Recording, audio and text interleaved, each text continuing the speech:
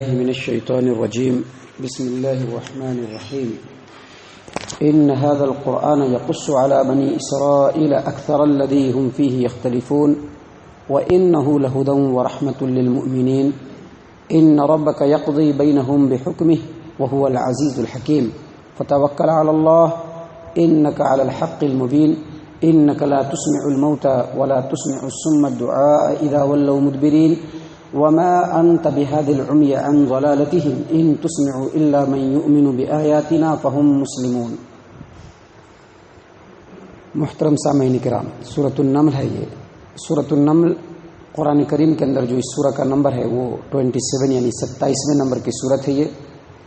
اور اسی سورت سے ترتیب کے ساتھ ابھی آپ کے سامنے آیت نمبر 76 77 78 79 80 اور 81 یہ چند آیتیں آپ کے سامنے تلاوت کی گئی ہیں. آیت نمبر 70 پر 6 سے لے کر کے آیت نمبر 80 پر 1 تک آپ کے سامنے تلاوت کی گئی ہے. جیسا کہ اس سے پہلے کے دروس میں بتایا جا چکا ہے کہ یہ سورت کریمہ جو ہے یہ مکی ہے، اور مکی صورتوں میں بھی اس صورت میں اللہ تبارک و تعالیٰ نے خاص طور سے مکہ کے جو مشرکین ہیں ان کو مخاطب کیا ہے اور دلیلوں کے ذریعے سے بتانے کی کوشش کی ہے کہ اللہ کی ذات گرامی برحق ہے. اللہ کے رسول صلی اللہ علیہ وسلم سچے رسول ہیں، اور آپ صلی اللہ علیہ وسلم جو شریعت لے کر کے آئے ہیں یہ شریعت حق شریعت ہے، اور آپ صلی اللہ علیہ وسلم پر جو قرآن کریم نازل ہو رہا ہے یہ اللہ تبارک و تعالیٰ کی سچی اور آخری کتاب ہے جو پوری انسانیت کے لیے ہدایت ہے اور رہنمائی ہے. اللہ تبارک و تعالیٰ ان آیتوں کے اندر بھی مثال سے دین متین یعنی اسلام کی اس قرآن کی حقانیت کو اور سچائی کو بیان فرمایا ہے، اور بتلایا ہے کہ اس کے علاوہ جو جتنی بھی صورتیں ہیں، قرآن کے علاوہ جتنی بھی رستے ہیں، جتنی بھی فکریں ہیں، یہ سب مختلف ہیں، اور ان کا جو انجام ہے وہ اچھائی اور سچائی نہیں ہے، بلکہ قرآن کے اوپر جو انسان عمل کرے گا اور قرآن کے اوپر جو ایمان لائے گا دراصل وہی راہ راست پر ہے. اللہ تبارک و تعالیٰ فرماتے ہیں ان ھذا القرآن یقص علی بنی اسرائیل اکثر الذی ھم فیہ یختلفون. یہ جو قرآن ہے بنی اسرائیل کے سامنے ان باتوں کو بیان کرتا ہے جس میں بنی اسرائیل اختلاف کرتے ہیں. بنی اسرائیل سے مراد یعقوب علیہ السلام کی اولاد، جن کے اوپر کتاب نازل ہوئی توریت اور انجیل، جو موسیٰ اور عیسیٰ علیہ السلام کے ماننے والے جو لوگ ہیں، جو ان کے اوپر ایمان رکھتے تھے، وہ لوگ بنی اسرائیل کہلاتے ہیں. یعقوب علیہ السلام کی نسل سے یہ لوگ ہیں. ان بنی اسرائیلیوں کے بارے میں کہہ رہا ہے کہ یہ جو قرآن ہے ان کے سامنے ان باتوں کو بیان کرتا ہے جس میں وہ اختلاف کرتے ہیں. اور بنی اسرائیل جو ہے وہ صرف عقیدے میں اختلاف نہیں کرتے بلکہ احکام میں بھی اختلاف کرتے ہیں. عقیدے میں ان کا اختلاف یہ ہے کہ بنی اسرائیل میں جو یہودی ہیں ان میں سے کچھ لوگوں کا یہ عقیدہ ہے کہ آخرت نہیں ہوگی، یعنی ان کا آخرت پر ایمان نہیں ہے.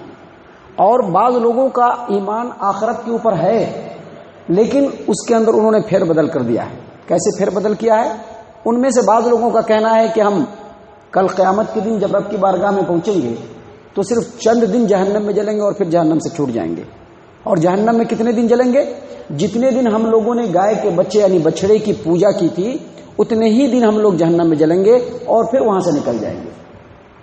اور بعض بنی اسرائیلیوں کا عقیدہ یعنی یہودیوں کا عقیدہ یہ ہے کہ ہم اللہ تبارک و تعالیٰ کے چہیتے ہیں، اللہ تبارک و تعالیٰ کے پیارے ہیں، اس وجہ سے ہم لوگ جہنم میں جلنے والے نہیں ہیں، ہمارے تمام گناہوں کو اللہ تبارک و تعالیٰ نے دھو ڈالا ہے. اسی طرح سے جو عیسائی ہیں، جو عیسیٰ علیہ السلام کے اوپر ایمان رکھتے ہیں، جن کا یہ دعویٰ ہے، ان کا بھی عقیدے کے اندر اختلاف ہے. اور کیسا اختلاف ہے؟ بعض لوگوں کا کہنا ہے کہ عیسیٰ علیہ السلام جو ہے وہ اللہ ہیں، اور بعض لوگوں کا کہنا ہے کہ عیسیٰ علیہ السلام جو ہے یہ اللہ کے بیٹے ہیں. بعض لوگوں کا کہنا ہے کہ عیسیٰ علیہ السلام بھی بالکل ویسے ہی قدیم ہے جیسے اللہ تبارک و تعالیٰ قدیم ہے. اور بعض لوگوں کا کہنا ہے کہ اللہ تبارک و تعالیٰ نے اپنے بیٹے عیسیٰ علیہ السلام کو پورے اختیارات دے دیے ہیں. اور بعض لوگوں کا یہ کہنا ہے کہ عیسیٰ علیہ السلام تین مل کر کے ایک اللہ ہے، ایک اللہ، دوسرا مریم اور تیسرا عیسیٰ، یعنی تین میں سے ایک عیسیٰ علیہ السلام. تو یہ جو سارے اختلافات ہیں یہ عقیدہ کے اختلافات ہیں. اس کے علاوہ انہوں نے احکام میں بھی اختلاف کیا جس کی بہت لمبی چوڑی لسٹ ہے. قرآن میں بار بار انہوں نے اپنے جو ہے احکام میں اختلاف کیا، یعنی اللہ نے جو ان کے اوپر کتاب نازل کی، توریت نازل کی، انجیل نازل کی، اس کے جو الفاظ ہیں اس کو بدل دیا. معنی کچھ اور ہونا چاہیے، معنی اور کچھ اور سمجھ لیا. لفظ کے اندر بھی اختلاف کیا، معنی کے اندر بھی اختلاف کیا۔ اللہ فرما رہے ہیں کہ قرآن نے ان کے سامنے ان تمام باتوں کو کھول کر کے رکھ دیا۔ جہاں پر انہوں نے اختلاف کیا اس کو بھی قرآن نے بیان کیا، اور جو صحیح اور سیدھا رستہ ہے قرآن نے اس کو بھی بتا دیا۔ اس آیت کریمہ کو یہاں پر پیش کرنے کا مقصد رب العالمین کا یہ ہے کہ مکہ والے جو نبی اکرم صلی اللہ علیہ وسلم سے اختلاف کر رہے ہیں، قرآن ان اختلاف کو بھی واضح کر رہا ہے، اور جو صحیح رستہ ہے اس کو بھی قرآن بتا رہا ہے۔ مکہ والوں کے لیے لازم ہے کہ اس اختلاف میں قرآن کو اپنا فیصل اور جسٹس مانے، اور قرآن جو رستہ بتاتا ہے اس کے اوپر چلنا شروع کر دیں۔ آگے اللہ تبارک و تعالیٰ نے مزید فرمایا وَإِنَّهُ لَهُدًى وَرَحْمَةٌ لِّلْمُؤْمِنِينَ۔ جہاں یہ قرآن بنی اسرائیلیوں کے سامنے ان کے اختلافات کو بتاتا ہے اور سیدھے رستے کی رہنمائی بھی کرتا ہے، وہی یہ قرآن ایمان والوں کے لیے ہدایت بھی ہے اور رحمت بھی ہے۔ یعنی اللہ تبارک و تعالیٰ اس آیت کریمہ کے ذریعے سے مکہ والوں کو اور مکہ والوں کے بعد قیامت تک کے آنے والے نسل انسانی کو جو قرآن سے اختلاف کرتے ہیں ان کو یہ پیغام دے رہا ہے، میسج دے رہا ہے کہ قرآن سے جو تم اختلاف کرتے ہو، اس اختلاف میں قرآن تم کو سیدھے رستے کی رہنمائی کرتا ہے۔ اگر تم اس قرآن کے ذریعے سے ہدایت کو پالو گے اور ہدایت کے منزل پر چلنے لگو گے تو اللہ تبارک و تعالیٰ ایسی رحمت نازل کرے گا، ایسی برکت نازل کرے گا، اور اس انداز میں کرے گا کہ یہ مکہ والے اور قریشی اور کوئی بھی سمجھ نہیں سکتے ہیں کہ رب کی رحمت کس قدر ہے۔ اور ایسا ہوا بھی۔ وہی مکہ والے جن کے درمیان یہ قرآن نازل ہوا، ان میں سے جن لوگوں نے اس قرآن کو اپنایا، جو کل تک جاہل تھے، جو کل تک بدو تھے، جو کل تک تہذیب و تمدن سے بالکل بالکل بالکل نہ آشنا تھے، جب اس قرآن پہ عمل کیا اور اس قرآن کو اپنی زندگی کا دستور بنایا، پوری دنیا کے لیڈر بن گئے، پوری دنیا کے رہنما بن گئے، تہذیب و تمدن کے استاذ بن گئے، اور اس زمین کے اکثر حصے کے اوپر ان کی فرما روائی اور ان کی حکومت ہو گئی۔ اللہ نے فرمایا وَإِنَّهُ لَهُدًى وَرَحْمَةٌ لِّلْمُؤْمِنِينَ، یہ قرآن جو ہے وہ ایمان والوں کے لیے ہدایت ہے اور رحمت ہے۔ اس کا دوسرا مطلب یہ ہوا کہ آج ہم لوگ ہدایت اور رحمت سے جو دور ہیں اس کی وجہ بس یہ کہ ہم لوگ بس نام کے مسلمان ہیں۔ قرآن کریم ہماری زندگی کے اندر بالکل دستور نہیں رکھتا ہے۔ ہماری زندگی کے اندر دستور ہماری سوچ ہے، ہمارا خیال ہے، ہمارے مفاد ہیں، ہمارے ٹارگٹ ہیں، ہمارے مقاصد ہیں، بس یہ ہماری زندگی کے دستور ہیں۔ اگر یہ قرآن ہمارا دستور ہو جائے، ہمارا ٹارگٹ ہو جائے، تو جس طرح سے وہ زمانے میں معزز تھے مسلمان ہو کر، آج بھی ہم زمانے میں معزز ہو سکتے ہیں مسلمان ہو کر۔ شرط یہ ہے کہ اس قرآن کریم کو اپنا ہدایت کا جو ہے رہنما بنانا پڑے گا، اپنا دستور بنانا پڑے گا، اپنا ٹارگٹ بنانا پڑے گا۔ اپنی زندگی کے ہر معاملے میں قرآن کریم کو فیصل تسلیم کرنا پڑے گا، جج تسلیم کرنا پڑے گا۔ آگے اللہ تبارک و تعالیٰ مزید فرما رہا ہے کہ ان ربک یقضی بینہم بحکمہ وہو العزیز الحکیم۔ مکہ والے جو نبی اکرم صلی اللہ علیہ وسلم سے اختلاف کر رہے ہیں، مسلمانوں سے اختلاف کر رہے ہیں اور اس قرآن کریم سے اختلاف کر رہے ہیں، اللہ تبارک و تعالیٰ ان کے درمیان اپنے حکم کے ساتھ فیصلہ کرنے والا ہے، اور بہت جلد فیصلہ کر دیا اللہ تبارک و تعالیٰ نے۔ نبی اکرم صلی اللہ علیہ وسلم کا نام نامی اس میں گرامی پوری دنیا کے اندر بلند ہو گیا، آپ کا اسلام پوری دنیا کے اوپر چھا گیا۔ اس کے مقابلے میں مکہ والوں کا نام و نشان مٹ گیا، جو مشرکین تھے، جو قریش تھے، ان کا نام و نشان مٹ چکا ہے۔ آج اسلام کو ساری دنیا جانتی ہے، قریش اور مشرکین مکہ ان کو کون جانتا ہے؟ کوئی نہیں جانتا ہے۔ اللہ تبارک و تعالیٰ فرما رہے کہ ان ربک یقضی بینہم بحکمہ، اللہ اپنے حکم کے ذریعے سے ان کے درمیان بہت جلد فیصلہ کرنے والا ہے، اور اللہ جب فیصلہ نافذ کرے گا، اللہ کے حکم کو کوئی روک نہیں سکتا ہے، کیونکہ وہ زبردست ہے، وہ زبردست ہے، وہ جو چاہے گا وہی ہوگا۔ کسی کے کچھ چاہنے سے اس روئے زمین پر کسی کے لیے بھی کچھ نہیں ہونے والا ہے۔ رب جو چاہے گا بس وہی ہوگا۔ رب کے اگینسٹ میں کسی کا کوئی قول ہو، کسی کا کوئی فعل ہو، کسی کی کوئی چال ہو، چل نہیں سکتی ہے۔ وہ عزیز ہے، وہ زبردست ہے، اور پھر وہ علیم بھی ہے، یعنی ہر چیز جانتا ہے۔ جب وہ کسی معاملے میں فیصلہ کرے گا اس میں غلطی کا امکان ہی نہیں ہو سکتا۔ رب غلطی کر ہی نہیں سکتا ہے، کیونکہ وہ سب کچھ جاننے والا ہے۔ اور آگے اللہ تبارک و تعالیٰ نے مزید فرمایا، اور بہت نکتے کی باتیں ہیں جو اگرچہ مکہ والوں کو سمجھایا جا رہا ہے، لیکن یہ قیامت تک کے آنے والے نسل انسانی کے لیے یہ سارے کے سارے جملے جو اللہ تبارک و تعالیٰ نے یہاں پر بیان فرمائے ہیں، یہ مشعل راہ ہے۔ اللہ فرماتے ہیں آگے بڑھتے ہوئے فتوکل علی اللہ، محمد صلی اللہ علیہ وسلم آپ اللہ پر بھروسہ کیجیے، آپ کا مذاق اڑایا جا رہا ہے، بہت بڑی بات ہے. آپ کو تکلیفیں دی جا رہی ہیں، بہت بڑی بات ہے.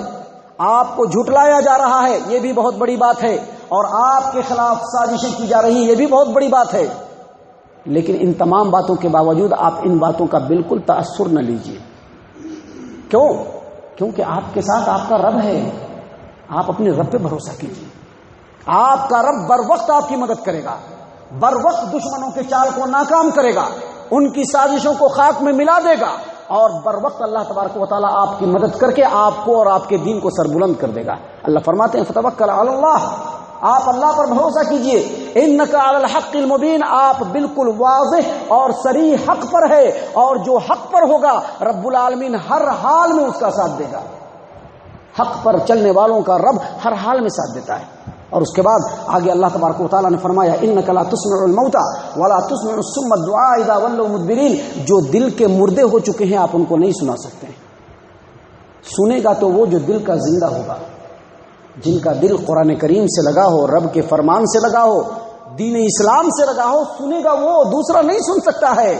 ان کے سامنے آپ بول بول کر کے تھک جائیں گے، وہ سننے والے نہیں ہیں. انک لا تسمع الموتى، آپ دل کے مردوں کو نہیں سنا سکتے ہیں. ولا تسمع الصم الدعاء اذا ولوا مدبرین، اور جو آپ کی بات سننا ہی نہیں چاہتے آپ ان کو کیسے سنا سکتے ہیں؟ آپ بول کے پکاریں گے، وہ آپ پیٹ پھیر کر کے بھاگے گا. آپ ایسے لوگوں کو نہیں سنا سکتے ہیں.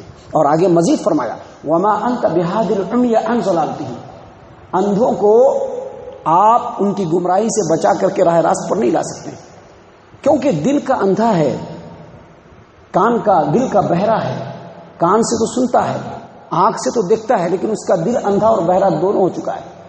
جس کا دل اندھا اور بہرا دونوں ہو چکا ہو، نہ وہ سن سکتا ہے، نہ وہ باتوں کو سمجھ سکتا ہے، نہ سامنے کھڑ کر کے دیکھ سکتا ہے، کچھ بھی نہیں کر سکتا ہے. اللہ نے قرآن کریم کے اندر فرمایا کہ ان کی آنکھیں اندھی نہیں ہیں، بلکہ ان کا دل اندھا ہو چکا ہے. جو دل سینوں کے اندر ہے وہ اندھا ہو چکا ہے. ان کے سامنے آپ کیا بھی بول دیں، کیا بھی دلیل پیش کر دیں، حق کو بالکل واضح کر کے رکھ دیں، لیکن ان کی آنکھیں اندھی ہو چکی ہیں، ان کا دل بہرا ہو چکا ہے، وہ کبھی بھی نہیں سن سکتے ہیں، نہیں دیکھ سکتے ہیں. اللہ نے فرمایا وما انت بہاد العمی عن ضلالتہم، اے محمد صلی اللہ علیہ وسلم ان کی گمراہیوں سے بچا کر آپ ان کو راہ راست پر نہیں لا سکتے. آپ کی بات تو صرف وہی سنیں گے جو دل کی آنکھوں سے آپ کی بات کو دیکھیں، جو دل کی آنکھوں سے آپ کی بات کو سنیں، جو دل سے آپ کی بات کے اوپر غور کرے، بس وہی آپ کی بات سن سکتے ہیں. جو ایمان والے ہیں وہی آپ کی بات کو سن سکتے ہیں، جو فرما بردار ہیں وہی آپ کی بات کو سن سکتے ہیں. اس کے علاوہ کوئی بھی آپ کی بات کو نہیں سن سکتا. اس سے پتہ چلا کہ آنکھوں کا اندھا ہونا یہ بڑی بات نہیں ہے، دل کا اندھا ہو جانا یہ بہت بڑی بات ہے. کانوں کا بہرا ہونا یہ بڑی بات نہیں ہے، دل کا بہرا ہو جانا یہ بہت بڑی بات ہے. اگر ایسا ہو گیا تو سمجھ لیجیے کہ اللہ کی مہر لگ جائے گی. لہٰذا ہمیشہ قرآن کریم سے اپنے آپ کو جوڑا جائے. یہ قرآن وہ چیز ہے جو دلوں کے زنگ کو دور کرتا ہے، دلوں کے اوپر پڑے ہوئے تالوں کو کھولتا ہے، انسان کو ہدایت کی روشنی میں تمام گمراہیوں کو ہٹا کر کے رکھ دیتا ہے. لہٰذا اس قرآن سے جڑنا اور اس کی باتوں کو سن کر اس کے اوپر تدبر اور غور و فکر کرنا اور عملی زندگی میں اس کو لانا دراصل انسان کے ہدایت کی سب سے بڑی دلیل ہے. اللہ تبارک و تعالی ہم تمام کو ان آیات کے اوپر غور و فکر اور تدبر کرنے کی توفیق عنایت فرمائے. قرآن کریم کو اللہ تبارک و تعالی ہماری زندگی کا دستور بنانے کی توفیق عنایت فرمائے. اللہ تبارک و تعالی صحابہ کرام کے اسوے کو اپنانے کی توفیق عنایت فرمائے.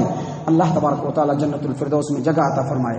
اے اللہ ہم تمام کو جہنم سے پناہ دے. اے رب العالمین ہم تمام کو جہنم سے پناہ دے. اے مالک الملک ہم تمام کو جہنم سے پناہ دے. آمین یا رب العالمین. وما علینا الا البلاغ المبین.